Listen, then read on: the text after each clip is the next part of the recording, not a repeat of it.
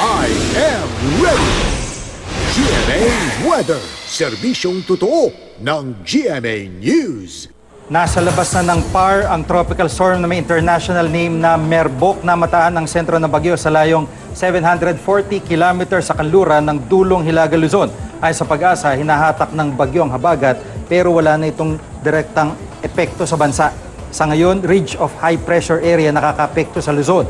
Batay sa rainfall forecast ng Metro Weather, asahan ng mahinang ulan sa umaga sa Mimaropa at pagsapit ng hapon ay uulanin na rin ang nalalabing bahagi ng Luzon maliban sa Cagayan Valley. Buong maghapon din bukas na may ulan sa Visayas at malakas ang mararanasan sa eastern at western section. Habang sa Mindanao, maulan sa umaga pa lang sa Caraga Region. Pagsapit ng hapon, uulanin na rin ang nalalabing bahagi at mas malakas sa Zamboanga Peninsula, Northern Mindanao at ARMM. Samantala, hanggang Biyernes magiging mataas ang tsansa ng ulan o thunderstorm tuwing hapon. Yan ang latest mula sa GMA Weather. Magplano para sigurado I am ready. Serbisyong totoo ng GMA News.